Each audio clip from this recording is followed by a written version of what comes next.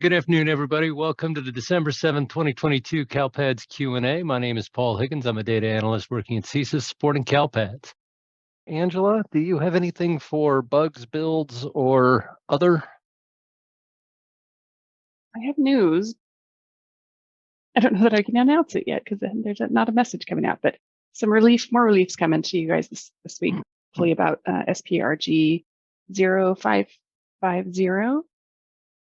And we're hoping that message goes out today. And I believe that Alex, if you wanted to navigate to the active and known issues, that is resolved as of yesterday. Not the 550, but that we are up to date with the fixes that did go in yesterday. A couple of the that still say fix available. That's because I don't have a whole lot of confidence that it's still working quite right yet. So I don't want to send you guys any false hopes and say those are fixed. And I'm not sure that they are. But you can see all the other bug fixes that went in yesterday. And that's all, Paul. All right, thank you. And Brandy just came in. Joined us. She's still populating as co-host. To give her a few maybe we can seconds. ask her before we start taking questions. Maybe we can ask her about SPRG 550. And Brandy, if you want to check your mic, you're good to go. Sure. Yeah. What's the question? Well, we were talking about SPRG. I don't know how up to date you are on your email. I'm not, but go ahead.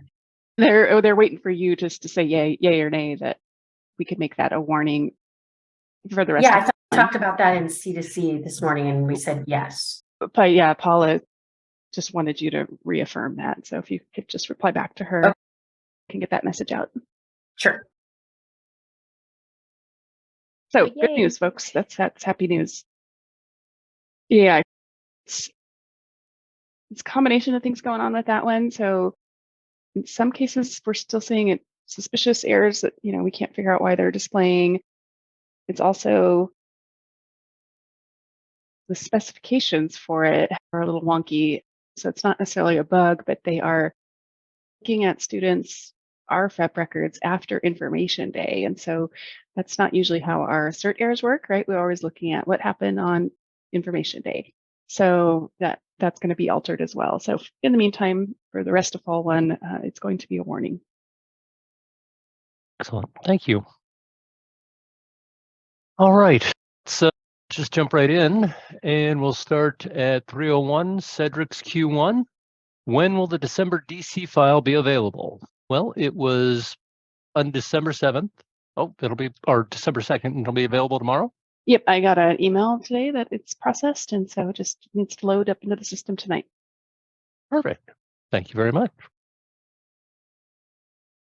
All right, Lily, 301 Q1. How do I correct a SELA record that should be EL? Student has a record of EL from one LEA, then another LEA coded EO, but they are an EL, but I cannot add the SELA of EL with the original status state. Do I add an enrollment, then add the SELA record and leave the EO record there as it is and provided an SSID? Generally, the student's SELA record or SELA status is carried forward. So if you determine them to be EL at some point in the past, and then somebody else changed it to EO, they would need to justify that in some way. Now, all of this, there were many changes to the ELAS data that became SELA data back in the 13-14 academic year. So if you're looking at very old data, you may need to request the other LEA request that their EO record be removed. It could be a sorting issue. I'm not sure exactly what's going on with that. So in general, the EO would have to be justified if it's overriding an EL. So you may want to follow up with the other LEA and make sure that they can justify that EO, and if not, ask them to remove it. And in the meantime, if you need additional help, please open a service desk ticket so we can look at all the details with you. All right, Eugenie at 301 Q1. I want to confirm I understood flash 244 correctly. For SPED 0591F1, will this error's known issue be corrected prior to December 16th, or will it be corrected and moved back to fatal by December 20th with the other SPED-related fatals? Our SEDS vendor is asking for all help requests to be sent by this Friday, which includes this error, but I believe they are asking for this in preparation for when this error returns to fatal. It is. Yeah, that was included in yesterday's release. So as long as you have a revision dated after December 6th, it should be valid errors. So because there are warnings now, you can get a head start if you want to. Mm-hmm. It just won't hold up your approval. All righty.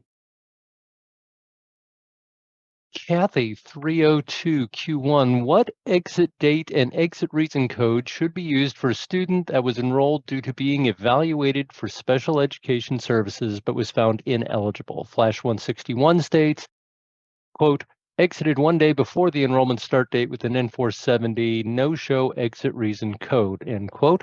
However, the FAQ says if the student is not currently enrolled at the LEA and is being evaluated for special education services, e.g. preschool age student, but is determined to be ineligible or the parent declines, then the student's enrollment with an E50 pre-K exit.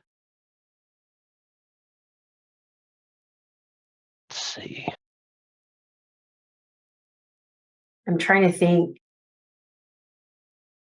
450 should only be used for pre-K exits. So you could use either, I believe.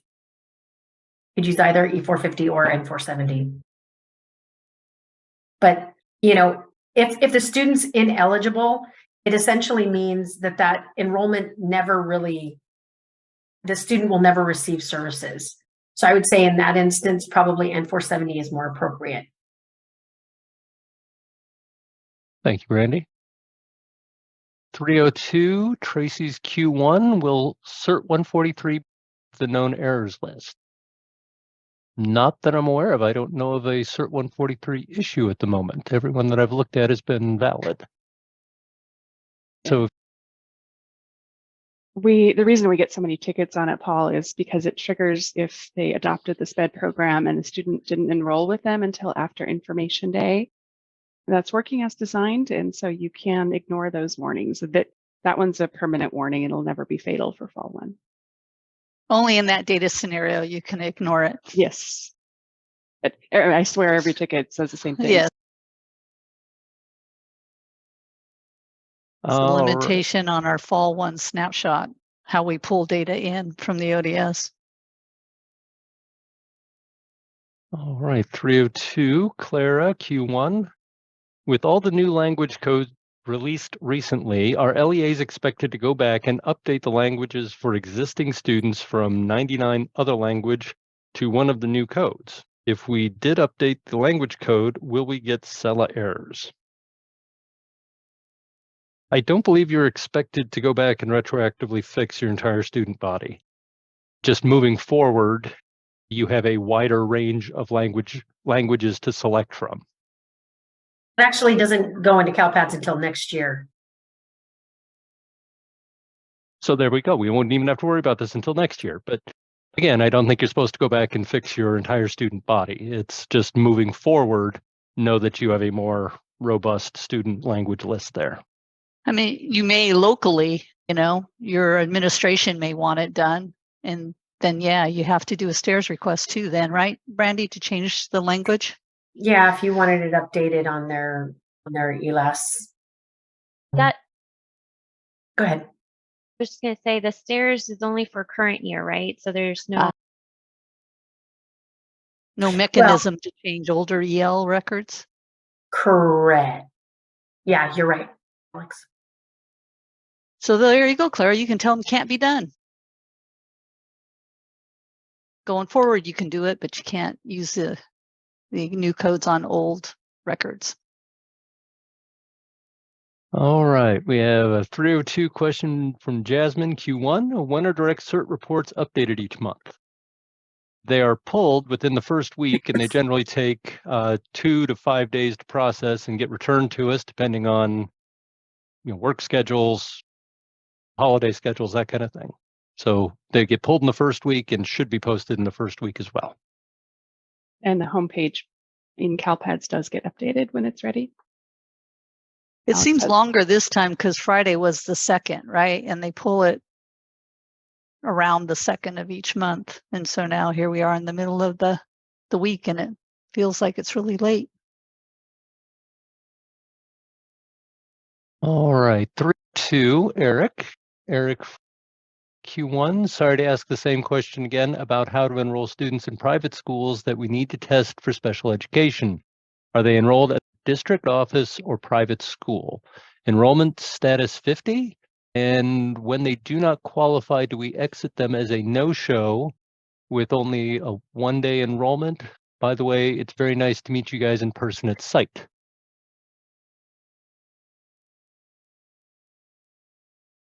And remind me what the grade level was for this student again?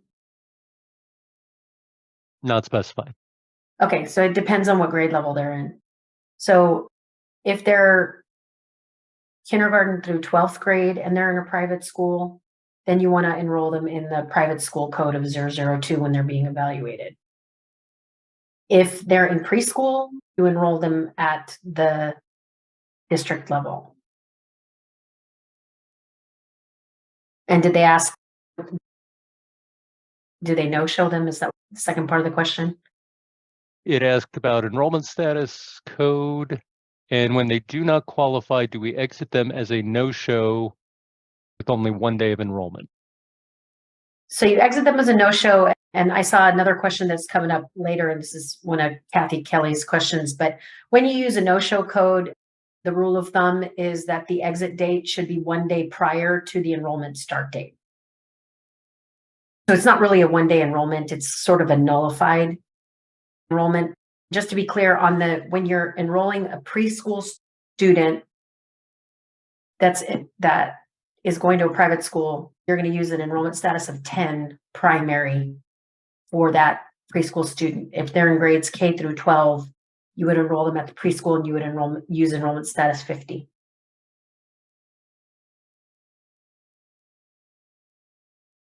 Thank you, Brandy.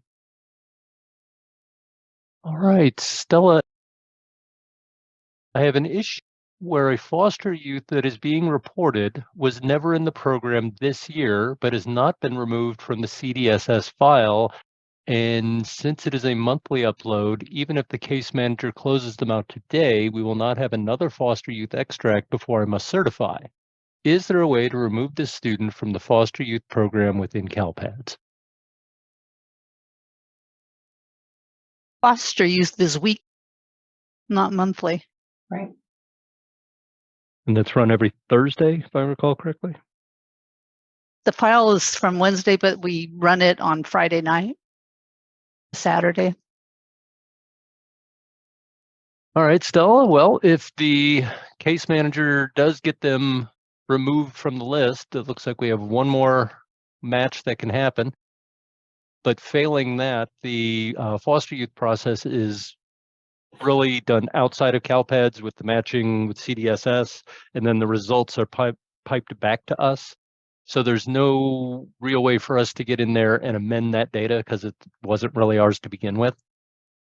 It was just done through a matching process, and then external data was ported in to identify the students as foster. So short answer is I don't believe there is a way to remove the foster youth attribute out the CDSS file, clearing them of it, and then identifying them as a former foster youth.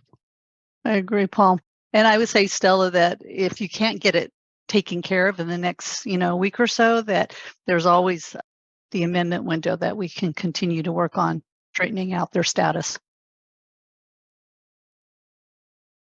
All right, 303, Joanne. Q1, can you please give us a date when all SPRG 0 known issue will be resolved? We have already sent in a support ticket asking about the 4 remaining errors, and we were told that we were still showing because of issue 6431. We were just getting very concerned. tomorrow morning, that those should be warnings, and they will remain warnings for the rest of the submission. But 6431 was fixed, right, on Tuesday? Well, I didn't update them, Martha, because they're all kind of interrelated. That one scenario is still out there. And yeah, it confuses people when you tell them it's fixed and it's other flavors of it. Partially fixed, you're right. All right. 3, Becky, Q1, I'm receiving an ERD anomaly for students that changed grades mid-year within the same school. I use the and I'm still receiving the error. I don't know what letter that is. 30. I think I had 150 in the title. Yep, 66425. So just a reminder, folks, that this list is updated several times a day, and you can find it in the footer of CALPADS. Typically, it's a little bit easier to use Control F and just do some keyword searches because it is rather long. But we try to keep you informed of issues that we are known to have in the system so that you don't waste your time on them. All right. Beth, 303 Q1, I have a student on the reduced lunch count who is not on the DC list and is not in my SIS as free or reduced. Any idea why that would be? Where can I look to find the qualification? Could you repeat that one more time? Certainly, I have a student on the reduced lunch count who is not on the DC list and is not in my SIS as free or reduced. Any idea why that would be? Where can I look to see the qualifications? So a student is eligible for free and reduced price meals based on several different criteria. So it's the submission of an approved free and reduced price meal application, or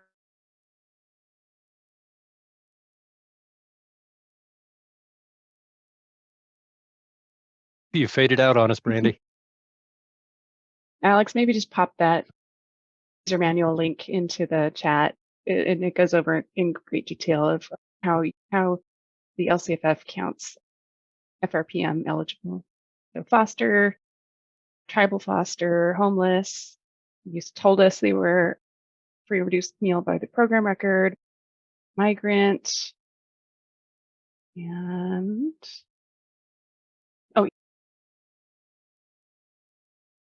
We have a video on this report now. oh, we do. Oh, that's right. Yeah, I haven't watched it yet. I'll find it and pop it in the chat. All right. 303, Shelley. My 1.1 is not matching my 16.x reports for SPED. Is this a known issue? Is Alex, if you could go back. Is I think any of the 16.x reports are working.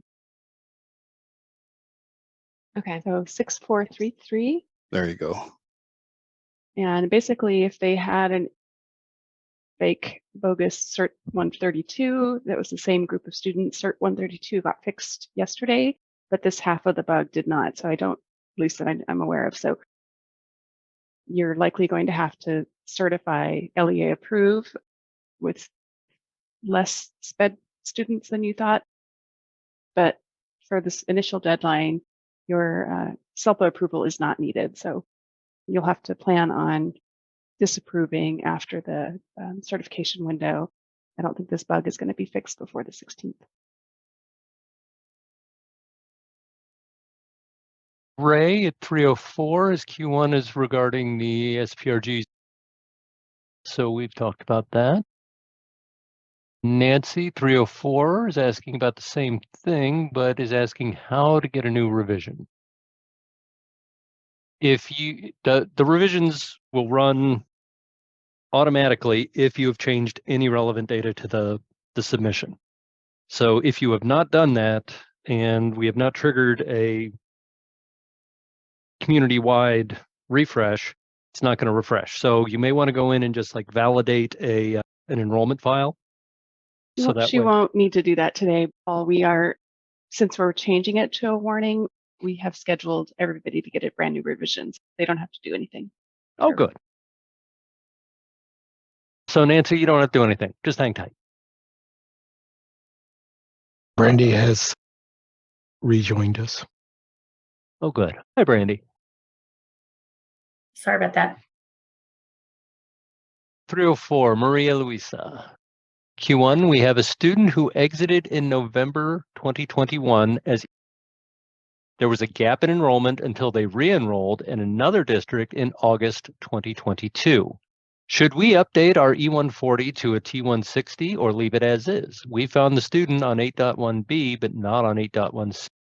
Should we be using 8.1c to correct our data? Well, in November 2021, to use that 40, you would have had to have SARB'd the student and determined that they were, determined that they were just truant. So if that process was followed, you should not change the E140. That's part of the student's longitudinal record that at some point they were identified as truant and dropped out as an E. And changing it to a T160 kind of whitewashes that away and they just transferred over. But there is that gap in the enrollment from November through August. So in short, don't change the E140, especially if there is SARB documentation on file. Rebecca 304, I smell an extension, LOL. Jerry 305, Q1, hi Paul, hi Jerry.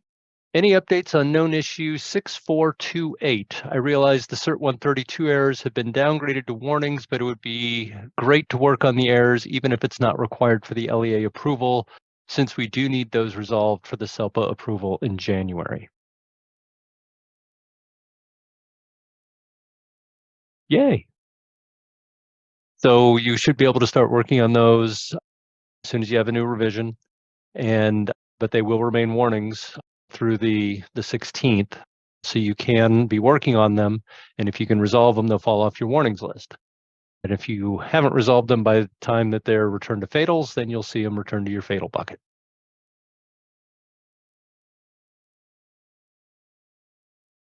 Blake at 305, Q1 regarding the SPRGF. We've talked about that, and you should be seeing those moved over to your warning bucket by tomorrow. Faith at 305 Q1, ticket 277770 was submitted on 12/5 and had not had a response. Could this please be reviewed and guidance provided? Thanks. The tickets at this, oh, go ahead, Angela. Because I escalated it. It's assigned to Eva at CDE. Brandy, it has to do with a custody issue and SARBing. Do you want me to assign it to you? Yes, sure. All right, moving on to 305, Kelly. And again, her Q1 is dealing with the SPRG5. Yeah, you're just going to see all those hit the warning bucket because there is a problem with it still. Asia 306 Q1, I wanted to clarify the following question with you. Whom are we surveying this year? Are we looking for a list of last year's graduates who were CTE completers? Or are we looking for a list of students grades 9 through 12 who completed a CTE pathway, exited secondary education in the prior academic year? My training slides from January of last year had the more expanded criteria listed, second bullet point. Please advise which criteria to use this year. Same criteria as last year.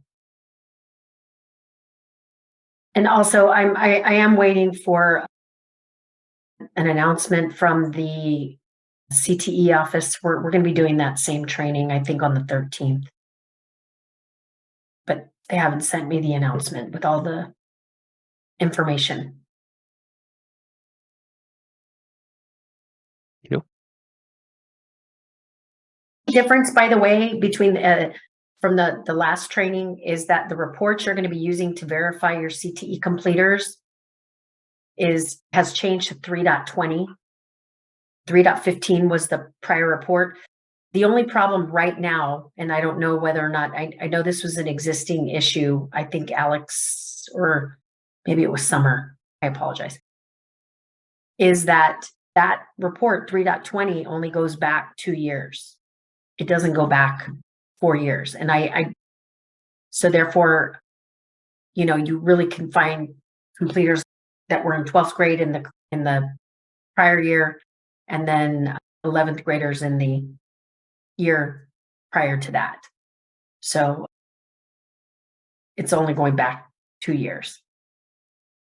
And I don't know if there are plans to make those data available in the years. I think I thought Summer had said that she was reporting a bug on that. But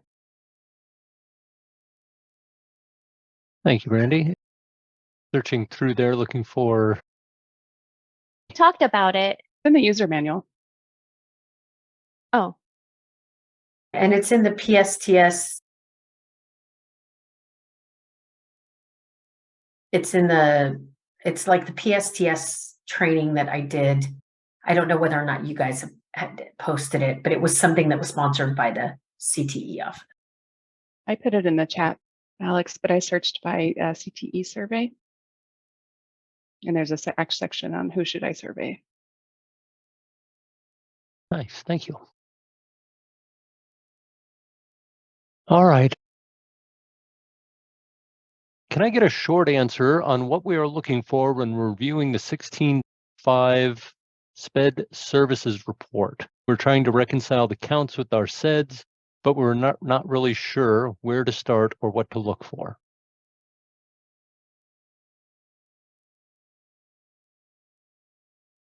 I believe that one is also impacted by that bug of some students aren't getting counted. But Brandy, if assuming that report was working perfectly, you can answer that part. Yeah, what are some strategies? So what I would say is that the best resource for that sort of information and anomalies is probably going to be someone at the SELPA level.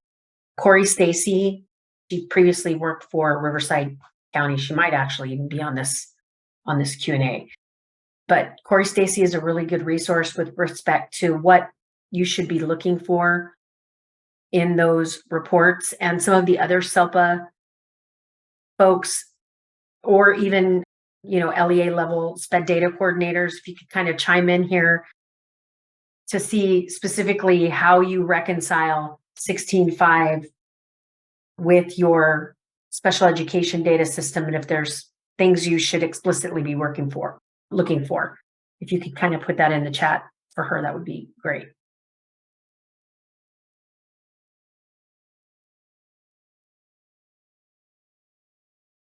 All right. Moving on to Kara 306 Q1, issues with the cert 143, but not listed on the known errors on the known issues list. We have almost 100 of these errors, and none of them appear to be actual errors, triggering for students who enrolled after census day, triggering for students who have been enrolled with other districts for more than a year. Students with a no-show enrollment. Can these issues with the error code be added to the known issues list so we know when they are fixed? Yes, I know it's a warning right now, but it will be an error again soon. I don't disagree with you, but your last sentence is wrong, that it will not be a fatal error. It has never been a fatal error, and as far as I know, is not scheduled to be one. But as for the other parts of your statement, I agree that Cert 143 is not working nicely. I don't agree with it's. Well, it's, you know, maybe we need to be right. I almost fell over backwards. You know, I don't like being told you're wrong, Paul. That's what it was. That's it. Just knock me backwards. Thanks so much for that. But, you know, maybe we just need to add some more robust information. 43. Yes. Went to go do that yesterday, and somebody had it checked out, so I couldn't make any edits. But Kara, it is working as designed. It's just an awkward design. So those kids that enroll after information day and you adopted their prior SPED plan, it still triggers it. Like I said, that's by design. You can ignore those, and they are permanent warnings for fall one. All right. And we have Nancy at Q2.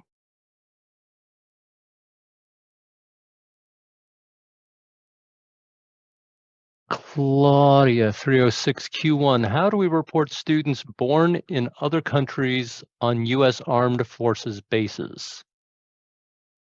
We had a FAQ on that. Goes way back. I thought there was, isn't there a specific country code? That's what I thought too. I think there's a specific country code. I just can't think of what it is. Let's see. Maybe it's in the data guide. Possibly.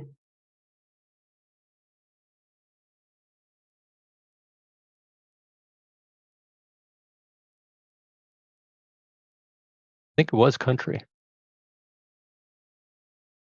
Yeah, it is. The code country? Sorry, just to filter for it. Oh,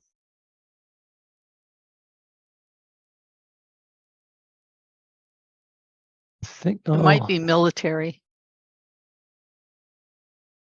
it was something like foreign service or something like that.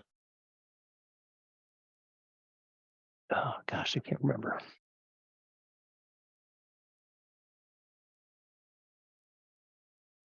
Well, can't figure it out. Send in a ticket. We'll look it up for you. Yeah, go ahead and open up a service desk ticket on that, and we'll go ahead and locate the that and possibly the FAQ or whatever else was available for it. All right, moving on to 308, Naomi. Q1, I'm seeing our socioeconomically disadvantaged count on the 1.1 is much lower than the FRPM count on the 1.17.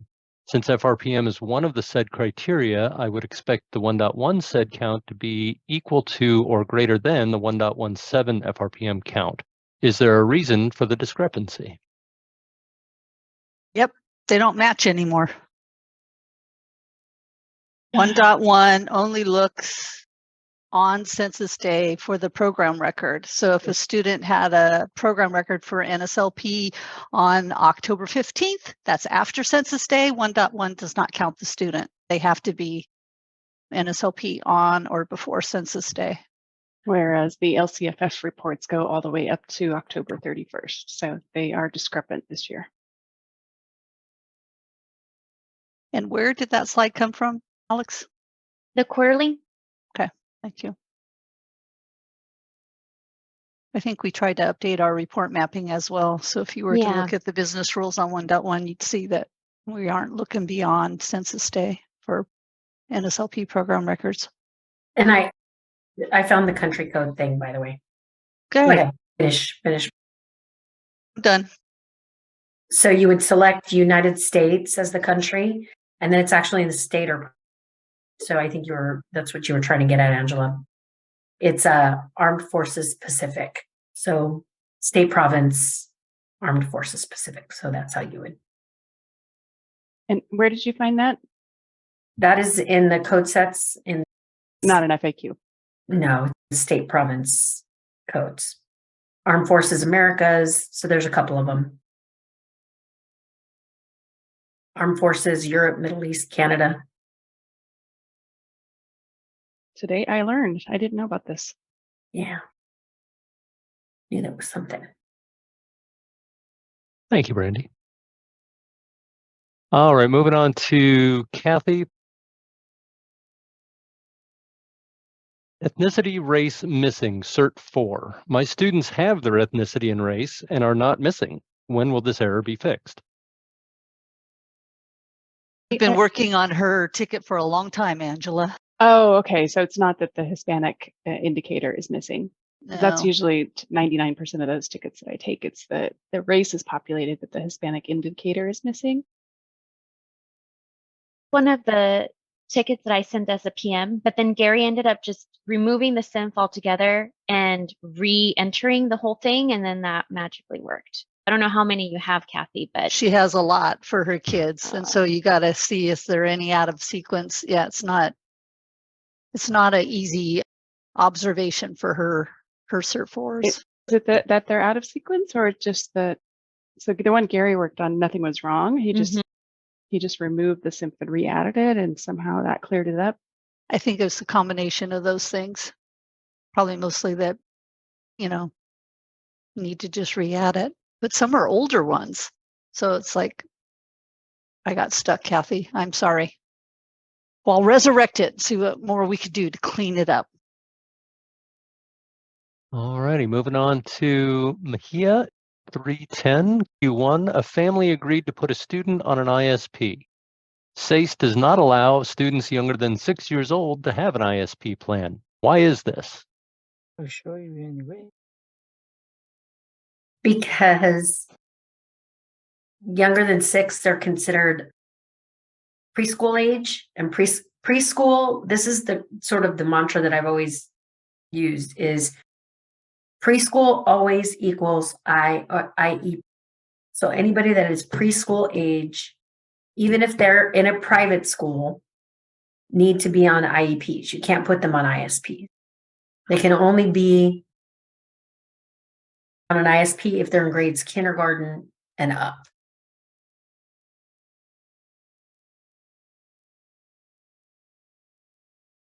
Thank you.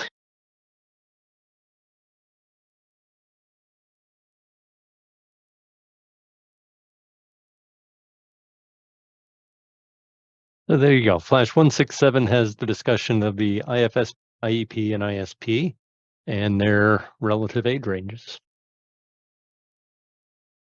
Okay, moving on. Larnie, I see your Q2. We'll come back to that. Ethan 311 Q1. If we certify all Fall 1 snapshots that had over-triggered / fake Cert 132s on it that have since disappeared on our new revised uncertified snapshots, will we be required to decertify and recertify a new snapshot during the amendment window? Yeah, if you have students, Ethan, who are missing from the 16.x reports, I would definitely plan on recertifying during the amendment window. It is targeted. I just checked because somebody else was asking later in the thread about when it's supposed to be fixed, and it's targeted for next Tuesday. But that doesn't mean it's guaranteed to get in by next Tuesday. So I'm kind of mentally preparing myself to help support you guys over the amendment window to decertify and recertify. All right, thank you. All right, moving to Eileen at 312 Q1. When will the underreporting of SPED students on the 16.x reports be resolved? I was just talking about it's targeted for Tuesday's release, but hasn't been handed off to a tester yet. So that means the developer is still looking at it. All righty. This is Kathy Kelly. And it's a continuation, but I'm not remembering her first part. The ineligible, no showing. I think the question is when you do the no-show in 470, should you use the same exit date as the enrollment date or the day before? And the system accepts either. I found with new CALPADS that it prefers the same date rather than the day before, running into issues where you lose ownership of everything if you do the day before. And so Brandy, I know you've mentioned a long time ago about wanting to get to a place where we enforce the day before exit date. Is that still on the horizon? Well, I know that for purposes of data reporting, they would prefer that. We haven't talked about it in a while. Is it okay for me to continue to give the guidance, use the same exit date as the enrollment start date? Right now, I can't think of any reason why it causes. Yeah, stats then, right? Yeah.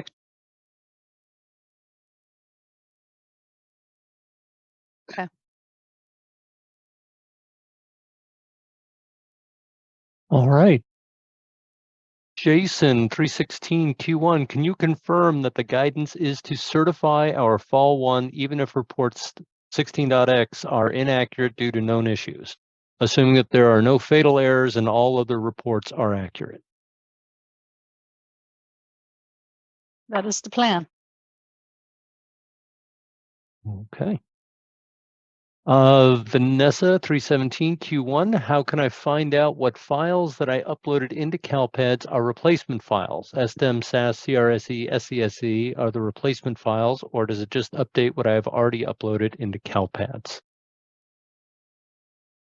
I believe the data guide includes, no, it's the SSID. It is the CFS, thank you. And it's the Word document version of the CFS, expands on which files use transaction processing and which files use replacement processing.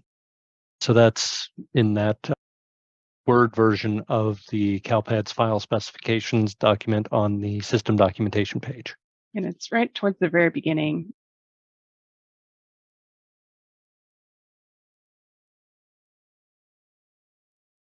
Knowing Kyron, he probably has a condensed version of this somewhere in the. Well, here's a discussion of the processing types. There's a table. But I was going to say it just discusses what each file type should be doing. And then if you keep scrolling, you'll see the table come up. There we go.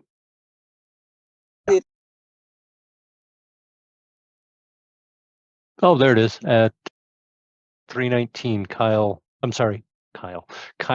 posted the file type processing. Thank you, Kyron. All right, Marie 317 Q1. Can you elaborate on the active issue for end of year 3 SIMF 453 warning shows as a fatal on 1.0 error report? What exactly does the known issue mean? And is it related to the SIMF 453 F1 fatal error at all?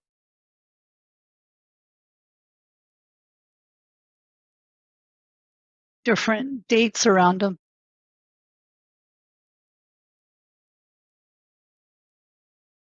I'm not aware of that error not working for. I think what happens is when we flip them between warning and fatal, that the certification error report didn't pick up on that. And so now REMA has the process where when we change something, if it was originally fatal, and then we change it to a warning, that the certification error reports will reflect that change, and it wasn't in EOI. That's what that error is. 6353. It was about the report. It was showing the wrong severity because we had switched it. And the report didn't keep up with the switch. So as far as we know, that CDD is working correctly. Yep. All right, thank you for that. Judy 318 Q1. Have you heard from the LEAs that there's a lot of data missing from several reports? However, when checking the individual records, you can find the date both in the SIS and in CALPADS. If you're referring to students with disabilities, then yes, we've talked about that a few times. But if there are other students that are not students with disabilities, we are not aware of that. Okie dokie. So if you have other examples other than the 16.x, please let us know. And again, 319, Kyron posted the excerpt from how files are processed. At 319, Chris, Q1. Zeta 319, Q1. Hello all, we have different direct certification codes with the same cert date. Not sure which code is correct. Would students switching districts cause this discrepancy?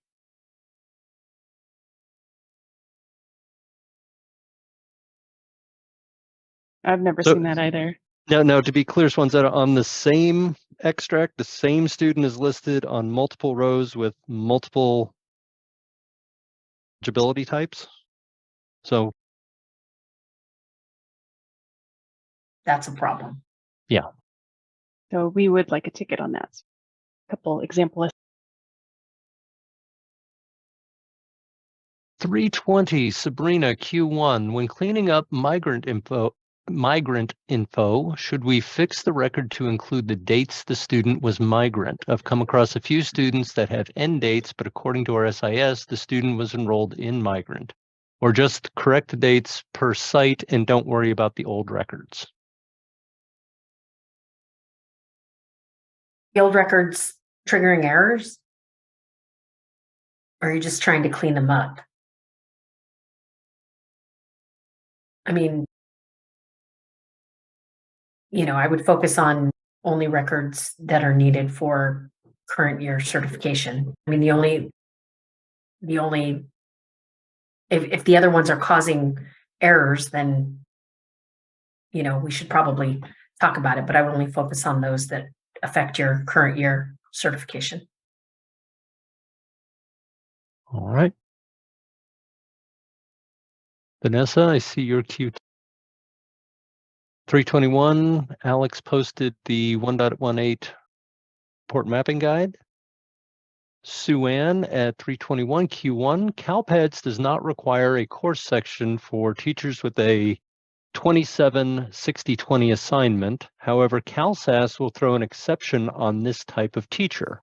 Why does CALPADS not require a course section for teachers with 27-60-20? Should CALPADS and CalSAS be on the same page? Well, 60-20 is, first of all, a non-classroom based assignment. And it is, if you read the definition, folks, I mean, this is really important. Sometimes it's important to read the definitions and look at the code name. It's for a non-instructional assignment. Okay.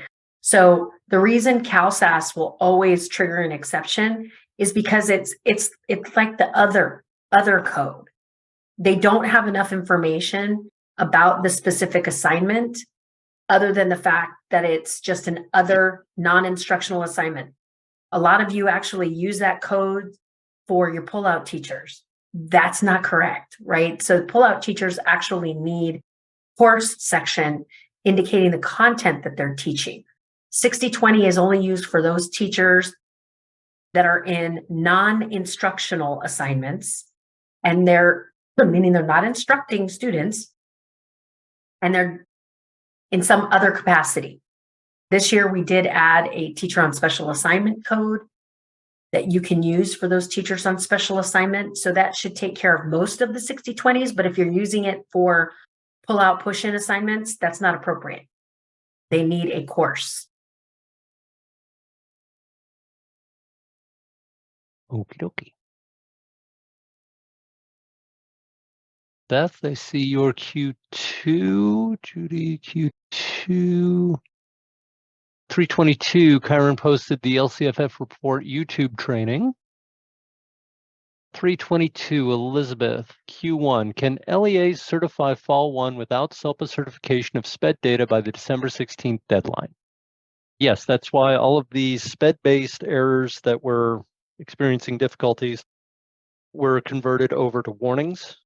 So that way, as long as all of your other data is correct, you can LEA approve your data on or before the 16th without your SELPA having to also do the SELPA approval. And so long as you can go back in and fix all the SPED data, then you decertify and have your decertify, reapprove a new revision, and then your SELPA can look at the new data with the errors corrected.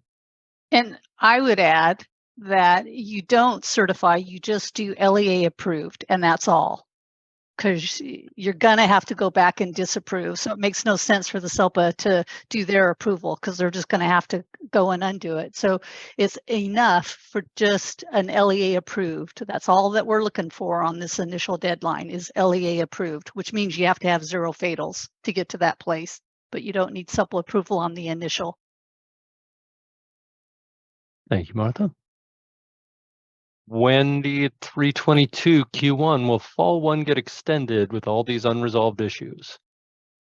The majority of the unresolved issues are the SPED, and they've all been relaxed to warnings. So ideally, all LEAs can get through their non-SPED data and get everything updated and true and correct to the best of their ability by the 16th. So I don't see the 16th getting pushed, but depending on how, yes, ma'am. I would add that the email just came out, or it's in the process of going out, about SPRGF turning into a warning for the rest of Fall 1. So that's happy news. We're glad to see that. So it just hit my a few minutes ago. Oh, get easier for you to meet the deadline now because that's one less validation that a lot of people had. One less wonky validation. Yeah, It's a head scratcher for a lot of scenarios, and so I think we're still chasing down. I think there's bugs that haven't been even documented yet because we were kind of waiting on the fix that went in yesterday, and then we kind of saw the fallout from that. So it looks like we'll probably have a little bit of more. Oh, Alex got it too. Okay, she's got the message up from CDE. It's a listserv message, right? Yep. All right. All right. Seems pretty straightforward. Thank you for that. All right, moving on. Yadira at 323 Q1, similar to Kathy's Q1. If we have a preschool student age 3 with a consent signature on 8/17 for an evaluation and they does not qualify a month later, should they have a primary enrollment with a non-ADA program, an alternate ed program SPED? Would the exit date still be 8/16, and should we keep the enrollment open until the DNQ date? Alex had answered my ticket, but I feel I left the age out of the program selected of our SIS, which is Aries. Age 3, so they're preschool. Because the DNQ would be a no-show anyway, right? Well, DNQ resulted in a no-show on the enrollment record, yes. But I guess I'm confused, should have a primary enrollment with non-ADA program. So no, the enrollment record, because they are preschool age, would not be enrollment status 50. It would be enrollment status 10, which is primary.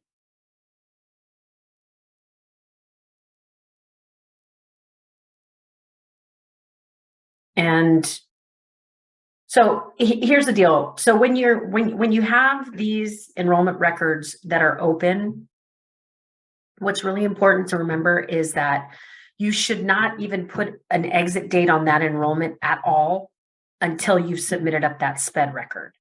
So you have the enrollment open, the parent consent date is 8/16, you submit up the SPED record indicating the student was not eligible, so plan type 900. Only after that should you submit up the exit on the enrollment record, which would be an N470. If you close the enrollment prior to submitting the SPED data, you're going to get a GERF and be forced to reopen that enrollment so you can submit that DNQ record and then reclose your enrollment. So it's more efficient just to take care of it all at once, then close your enrollment. All right, moving on. April 324. Is it okay to start submitting Fall 2 files, or are any file layouts changing? I don't believe that any file layouts are changing, and you are free to be submitting all of your Fall 2 data.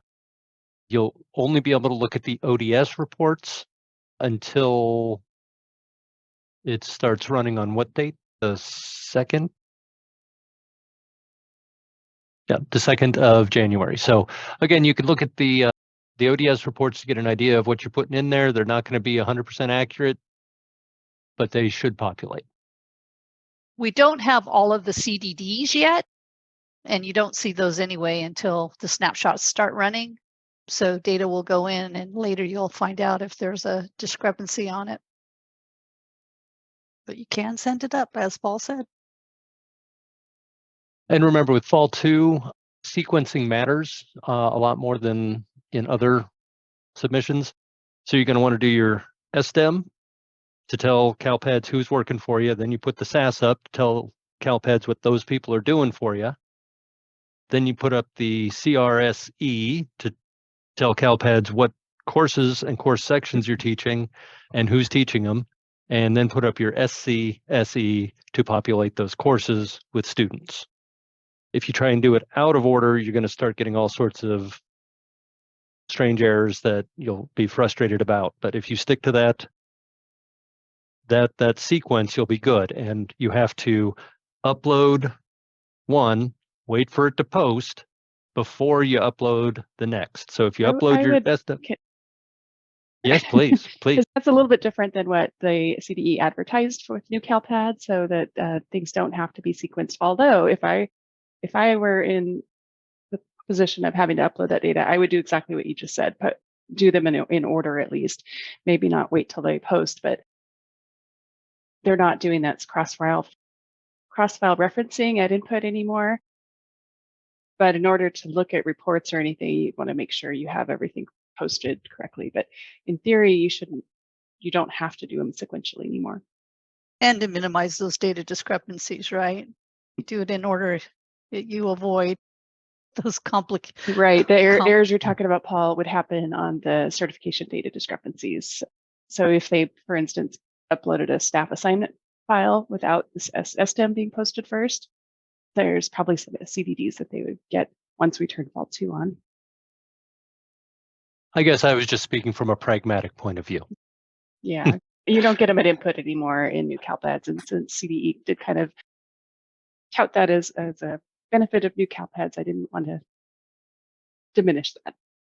I apologize. Yes. Hi, guys. I just wanted to let you know that I have to sign off. I have to go to another meeting. All right. Thank you, Brandy. Thank you, Thanks. Brandy. 324 posted a link to the YouTube channel Fall 1 Reports playlist. Jean at 325 Q1, could you please repeat regarding LEA versus SELPA certification on 1216, knowing the 16.x reports would not be correct? Yes, the December 16th deadline is for all of your regular ed data, just everything that's out there that has to be in there that's not specific to SPED students. All the SPED validations have been relaxed. The SPED reports we know are not producing consistent results. So on the 16th, what you're what your LEA approving is all of your data except SPED. And then But after approval is not required. and SELPA is approval is not required until the January deadline. So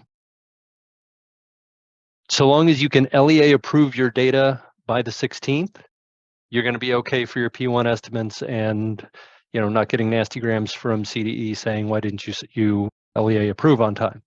So 16th is just to LEA approve your non-SPED data, but it's all tied up into one big bundle, so you're going to be LEA approving all of it. But a good portion of that has been suppressed in the way of errors and screwed up reports. All right. Angela at 325 posted a video with tips on how to analyze the 1.17 report. All right, Israel at 325 Q1. What's the correct exit code to use when a student turns 18 and decides not to come to school anymore? 100? Yep. All right. Carla, 325 Q1. Hi, I opened a ticket, but I have not heard back. The Fall 2 course section enrollment extract is not replacing sections that have changed in the class ID. I do have a couple of examples. And you said you did put in a ticket on that? We may have been overwhelmed with Fall 1, so. Yeah.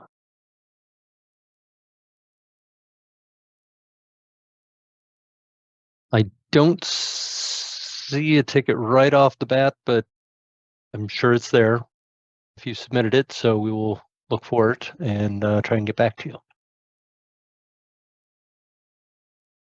Helen, 326 Q1, about enrollment to assess a student in private school. I thought we should not enroll students on the 00002 unless ISP is agreed to and signed, place them at the district level enrollment and 50 non-ADA until then. And that's accurate to a point. It depends on whether they're preschool or K through 12, whether or not you use the 50. Preschool, as Brandy kept emphasizing, should always be primary. And yes, if you're just evaluating them, enroll them at the district level as a placeholder, do your evaluation, and if they qualify, all the better. If they don't, upload that record and then exit it out. And then if they do qualify, close out that district level and put them into the correct school. So, you have the gist of it down right. It's just a matter of, using the correct enrollment status and then making sure that you move them from one place to the other if necessary. Jean, 327, I see your Q2. Ethan, 328, Q2.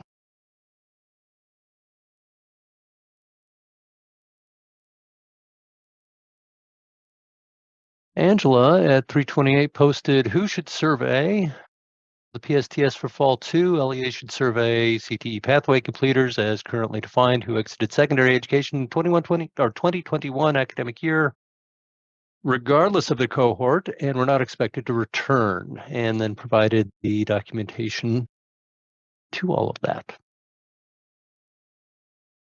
May at 3:30 Q. What is the status of parent/guardian highest ed level for each parent guardian? I thought it was initially supposed to be collected in the 22-23 school year. Has it been postponed? When do we start reporting it? Will the education status for each parent show in the CALPADS user interface? I don't have an update on that, Martha. I do not. If it's a burning desire to know right away, put in a ticket. Otherwise, come back next week and we'll ask again when Brandy's here. I think she's got a better handle on that. All right, 3:30, Charlene, Q1. Sorry if this has been talked about before. I have a few ERDs Type E.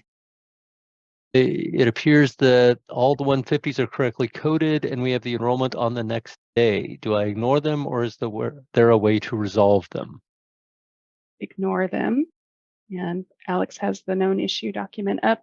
We have a bug for that. So it's a good place to check when you run into something like that where it doesn't look right to you to see if we already logged a bug for it.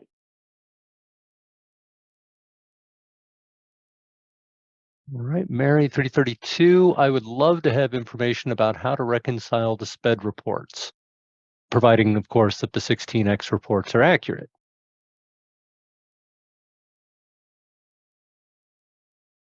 And then Kim, right below that, provided a link regarding SPED reports and a Padlet.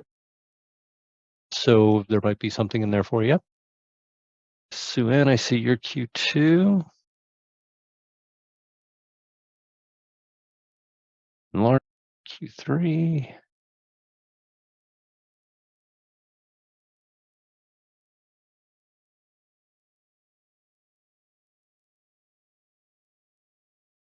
Corey 336. I actually don't use the 16.5 report. I didn't find it helpful at the SELPA level, but LEAs might find it helpful to them. I use the 16.6 a lot. On the 16.6, I look at overall service codes used. They're structured in levels so you can see, and if you have any infant codes for non-infants and transition codes for non-high school students.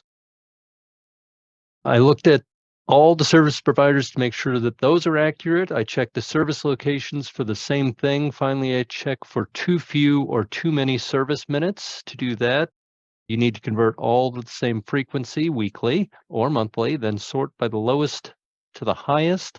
I set a min and max number and invest anything outside those parameters. Hope that helps.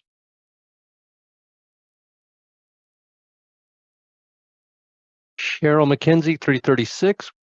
I just ran my cert error report and the SPRGF is now listed as a warning. So exciting. But it's still showing as fatal on the snapshot cert status. We got to get a new revision. All right. Let's see. Kim, 338, also regarding SPED reports, there's a SPED CALPADS question meeting that occurs every other week. Next one is December 13th. Email me, kimgavin@tech.ease.com, and I will send you the flyer and the link dates. And anybody who's interested, that is at the 3:38 timestamp, and Kim's email address is provided in there.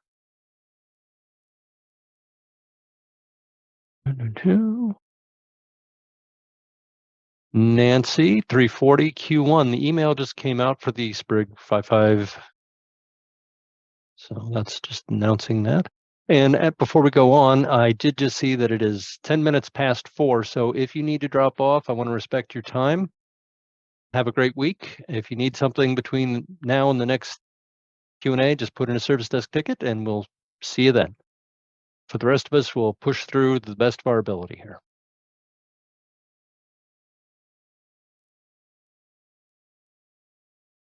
Sarah, 340 is a link that the SELPA administrators use to consider with CALPADS certification reports review. All right, Chris, I see your Q2.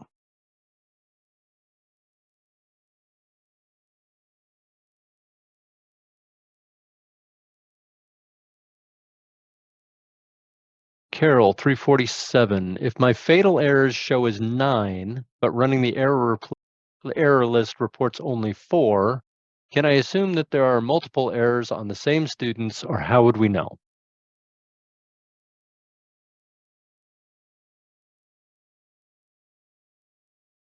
They should match. Yeah. I would go off of what's on the interface, Carol. I think that's been my experience is that's pretty reliable, whereas the reports kind of hit and miss sometimes.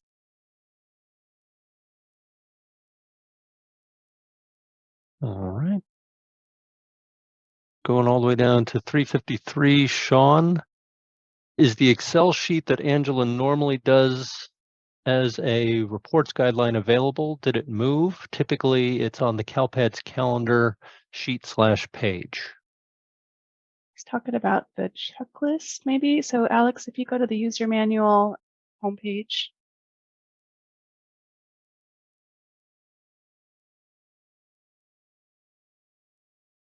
and then fall 1 roadmap. And there is a fall 1 checklist on the top left top table of contents there. Yeah, there, that one. I think this is what you're looking for, Sean. And there's an Excel document that you can download. I'll pop it in the chat too. And I think the analyst put that together, not me. May I see your Q2? Javier, 355. Q1 will be turn as fatal along with the SPED 132. It's actually the cert 132, and yes, they will all be returned to fatal after the 16th. And Vanessa, I see your Q3. I don't know that we're going to get to 2s and 3s today. We're pretty far over already. Yeah, we are. Chuck, 358. Q1, is it okay to have end of year exit dates in my current SPRG LIP records? You should end it before they turn. So you don't want to have a gap between EL and R. I wouldn't personally pre-populate that end date, right? Because you don't know when they're going to be read it, and you don't know when they're going to leave the school. So I would just wait until one of those 2 things happen. Otherwise, leave it open. All right. May, you're asking me to disregard your Q2.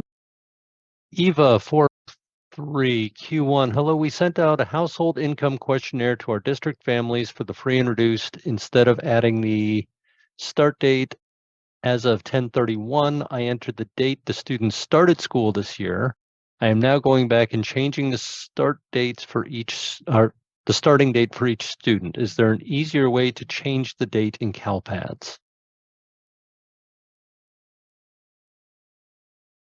if you're going to be doing it en masse and you know that the student population, you can run an SPRG ODS extract, filtering for only program 181, 182, and do it for the academic year. That'll pull up all of your FRPM records. And if you know your population that's wrong, you can then limit that file to only the wrong ones, delete those records by transforming that extract into a delete transaction, submit it. You've just wiped them out of the system. You can then use that file or a copy of that file to then convert it into an add file and change the dates accordingly. And then you can upload that and you've just taken care of it. It's kind of a scary process, in all honesty, because you're extracting data, then telling CALPADS to get rid of it, and just completely wiping out entire data sets. So it's not to be undertaken lightly. So if you choose to go that route, please open a service desk ticket and ask for some assistance in walking through that. I would Can't really, she doesn't need to do that. Yeah. For state reporting, it doesn't matter. As long as that start date for the FRPM record is between July 1 and October 31st, they'll get counted. So there's no reason from the CALPAD side of things to need to change that date. The student will get counted either way. So I might move on to your next task because I'm sure you have other things to be working on. Yeah, don't listen to me. I'm just trying to make. I'm just giving you make work right now. I Don't do mean, that. if you want, your SIS and CALPADS to perfectly align, I guess you could do that. But I imagine that you are juggling a lot of things right now, and I would put that one at the bottom of my list. I would agree with that. Leanne, at 404, I have Q1. I have one cert 146 for a student. However, CALPADS shows 2 LIP records. They are not overlapping eligibility dates. How do I clear the error? That one might be worth Need it. to see it. Yep, to Yeah. look at it. So when you do put in the ticket, please include the SSID.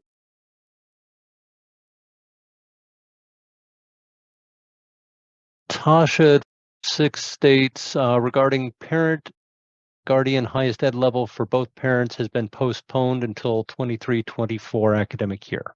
Not sure where she got that information, but I like that answer. Randy has told them in the quarterly. I just not remembering it. Okay. Lori, 409, during end of year, there were issues with the CRSC file replacement when one of the course attributes in the file changed for a course. Has this issue been resolved or is it still active? It was an issue that had been submitted, thought to be resolved, then found to still be an issue.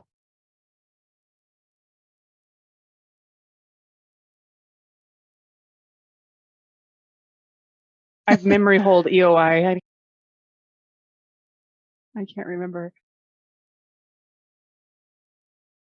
Alex is checking for us here. The only thing I can find for CRSC. It doesn't appear to be active on the known issues, Lori. If you have a PM number, we can double check for you. Yeah, if you remember that number, just provide it to us and we'll start researching that. I was also told I skipped Nancy's questions, so that's Okay. what I was just going to read. We didn't want you go looking for it, Paul. I appreciate that. 412, Nancy Baum, Q1. You started to read my question, but then announced people could leave and didn't actually answer it. When it says SPRGs will remain a warning for the rest of the fall 1, does that include the amendment window, or will it revert fatal after December 20th, like the sped certs and CDD errors? The whole window. So Yeah. fall 1 window will not be fatal in this academic year at all.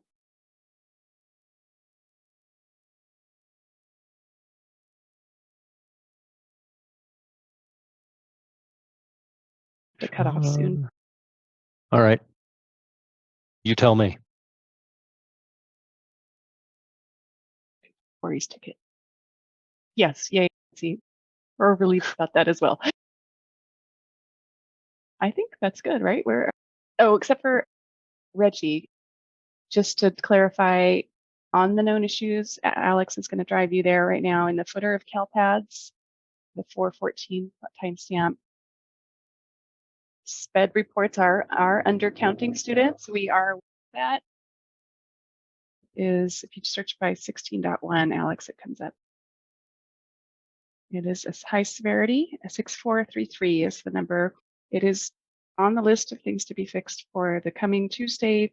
That doesn't guarantee it's going to make it. So there's a high chance that you may have to do your LEA approval for the December 16th deadline, knowing your SPED report counts are a little bit low. Ethan, I did see your comment, a thread about, hey, could you guys communicate that? Because it's confusing and LEAs don't want to certify bad data. I agree. I already had given Paula a ticket on that. So hopefully they'll get something out to help walk you through, like, it's okay, you can certify. We don't do anything with SPED data at the state level in the December deadline. That all comes after the January deadline. So hopefully that helps. All right. So, and I think Kyron at the 418 identified our end of year problem, and it was the CRSC 0231. So I think that was the CRSE question above. And with that, we are now at 20 past the hour. We appreciate you sticking around. We apologize that we didn't get to all of your Q2s and above. If you want, please put in a service desk ticket, and we'll be happy to go through that and try and resolve your questions. And in the meantime, you have a great week, and we will see you back here next Wednesday, 3 o'clock. Same great people, same great time. We Thanks, appreciate everybody. your hard work, folks. We do. Have a great week.